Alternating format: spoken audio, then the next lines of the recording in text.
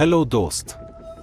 आज की कहानी एक ऐसे होटल के एक कमरे की है जिसके दरवाजे के पीछे छुपा है एक राज। ऐसा राज जो आज तक कोई समझ नहीं पाया। अगर आप रात में अकेले सुन रहे हैं तो थोड़ा ध्यान रखना, क्योंकि ये कहानी आपको सोने नहीं देगी।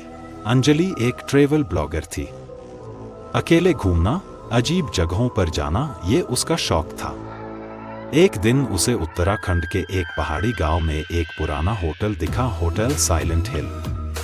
वहां कोई ग्राहक नहीं था, बस एक बूढ़ा रिसेप्शनिस्ट। अंजलि, कोई अच्छा कमरा मिल सकता है?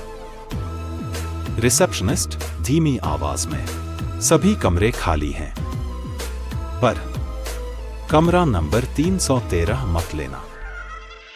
अंजलि हंस दी। ऐसा क्या है उस कमरे में? बिना सुने उसने वही कमरा ले लिया, कमरा नंबर 313। रात के 2 बजे अचानक दरवाजा खड़खड़ाने लगा। खट खट खट। अंजलि ने दरवाजा खोला, कोई नहीं था, पर फर्श पर पानी की बूंदें गिरती दिखी और हल्की सी चूड़ियों की आवाज आने लगी। उसने कमरे का दरवाजा बंद किया और जैसे ही पलटी, शीशे में खुद को नहीं, एक बूढ़ी औरत को खड़ा देखा। अगली ही पल सब गायब। सुबह उसने रिसेप्शन से एक पुरानी डायरी चुराई। उसमें लिखा था, 313 में एक महिला ने आत्महत्या की थी। वो हर उस औरत को ढूंढती है जो अकेली आती है और उसे अपनी जगह बना लेती है। अंजलि डर गई, लेकिन उसने खुद से कहा, यह सब मन का वहम है। दूसरी रात होते ही दीवारों से किसी के रोने की आवाजें आने लगीं। मुझे मत छोड़ो।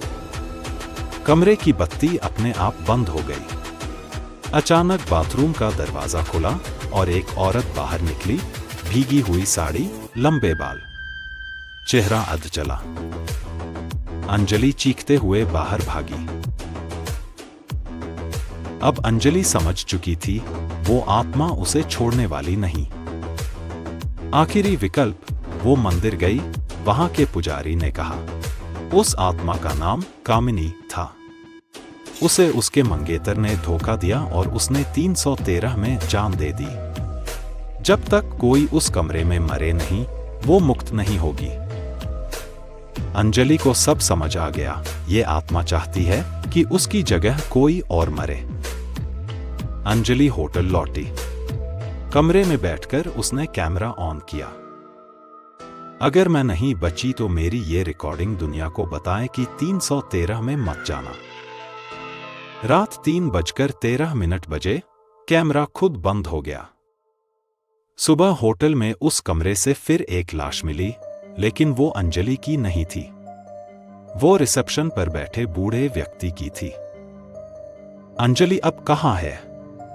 कोई नहीं जानता, पर कहते हैं 313 अब फिर से खुला है और अगला शिकार किसी भी रात आ सकता है।